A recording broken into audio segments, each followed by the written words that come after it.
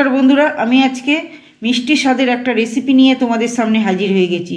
তবে রেসিপিটা কি চলো দেখা যাক। সবার প্রথমে আমি এখানে কিছুটা রাঙা আলু ভালো করে ছুলে নিয়েছি, ভালো করে খোসাটা ছাড়িয়ে নিয়ে আবার জলেতে চুবিয়ে রেখেছি যাতে কষগুলো ভালোভাবে উঠে যায়। আর এই রাঙা আলু দিয়ে আজকে আমি বানাবো ভাজা পুলি পিঠে।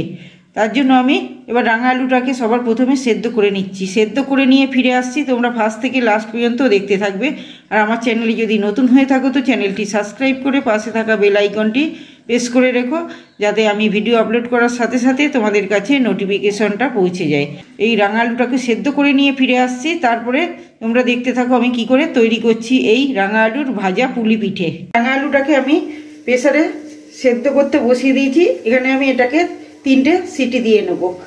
আমি এখানে একটা নারকেল আর তার সাথে কিছুটা চিনি নিয়েছি, আর একটা গুড় মানে পাটালি গুড়ের একটা ডেলা আমি গ্রেট করে রেখেছিলাম, এটা এর মধ্যে দিয়ে দিলাম।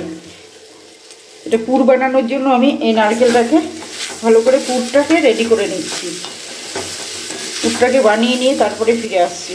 তোমরা কিন্তু সঙ্গে থাকবে, ফার্স্ট থেকে লাস্ট পর্যন্ত দেখতে থাকবে এই রাঙা আলুর ভাজা পুলি পিঠে আমি কি করে তৈরি করছি। ভালো করে নাড়াচাড়া করে আমি একটা এখানে পুর তৈরি করে নিচ্ছি। পুরটা কিন্তু আমার পুরোপুরি কমপ্লিট হয়ে গেছে। আর পুরটা বানানোর সময় আমি এখানে 1 প্যাকেট সুজি ব্যবহার করেছি, একদম শুকনো সুজি এতে দিয়ে দিয়েছিলাম। তারপরে এতে একটু জল দিয়ে নাড়াচাড়া করে নিয়েছি।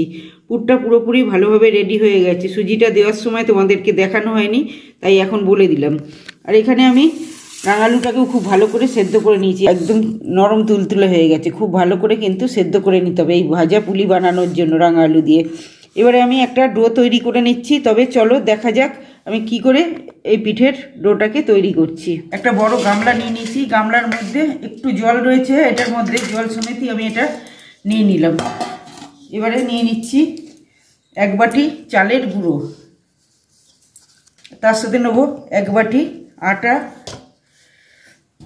আর 1 বাটি ময়দা নিয়ে নিচ্ছি। তার সাথে একটু স্বাদ মতো নুন,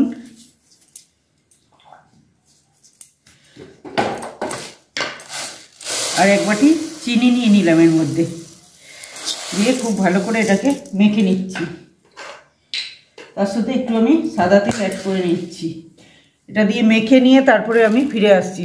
সমস্ত উপকরণ দিয়ে আমি ডোটাকে রেডি করে নিয়েছি। বেশি শক্তও না বেশি নরমও না, এরকমভাবে আমি খুব ভালো করে একদম সফট করে মেখে নিয়েছি। এবার আমি লেচি কেটে নিচ্ছি। এখানে সমস্ত লেচিগুলো আমার কমপ্লিট হয়ে গেছে, লেচিগুলো কাটা। এবার আমি পুরগুলোকে আস্তে আস্তে ভরে নিচ্ছি। হাতে একটু সাদা তেল মাখিয়ে নিয়েছি, খোল করে নিচ্ছি প্রথমে। এবার আমি অল্প করে করে পুর নিয়ে কুলি পিঠার আকারে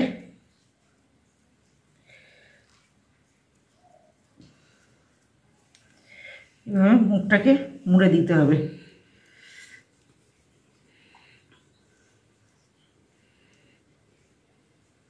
এই মাথাগুলোকে একটু সরু সরু মতো করে দিতে হবে।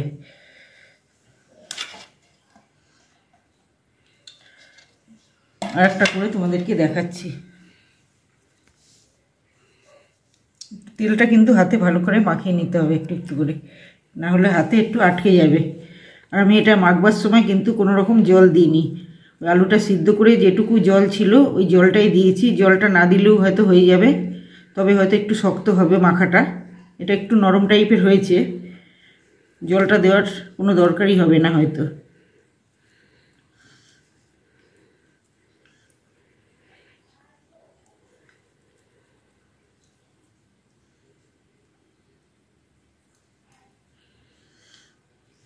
এইভাবে মুখগুলোকে মেরে দিতে হবে।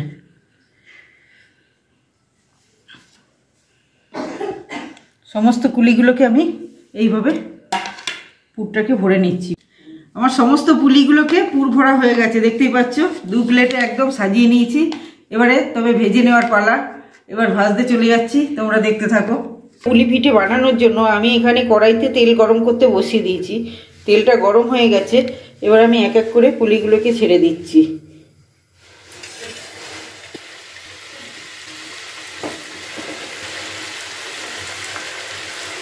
এক ব্যাচে হবে না, আমি প্রথম ব্যাচটা ছেড়ে দিলাম, এটা হয়ে গেলে আর এক ব্যাচ ছেড়ে দেবো। প্রথম ব্যাচটা ছেড়ে দিলাম, এটা হয়ে গেলে তারপরে ফিরে আসছি। প্রথম ব্যাচের পুলিগুলো কিন্তু ভালো করে ভাজা হয়ে গেছে, এবার আমি আস্তে আস্তে তুলে নিচ্ছি।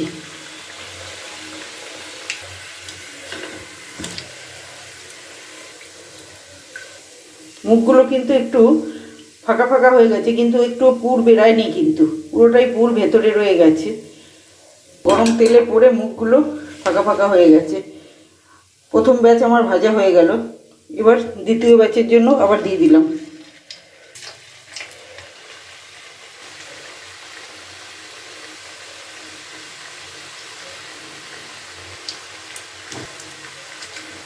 সমস্ত পুলিগুলোকে ভেজে নিয়ে তারপরে ফিরে আসছি।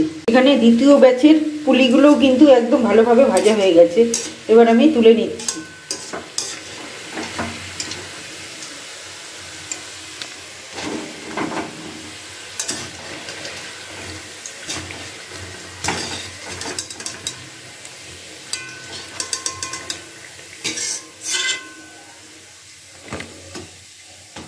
সমস্ত পুলিগুলো কিন্তু ভাজা কমপ্লিট হয়ে গেছে। রাঙা আলুর ভাজা পুলি পিঠে অবশ্যই তোমরা বাড়িতে ট্রাই করবে। আর আমার ভিডিওটা যদি ভালো লেগে থাকে তো লাইক, কমেন্ট, শেয়ার এবং সাবস্ক্রাইব করে দিও। দেখা হচ্ছে আবার অন্য কোনো ভিডিওতে। ততক্ষণ তোমরা ভালো থেকো, সুস্থ থেকো।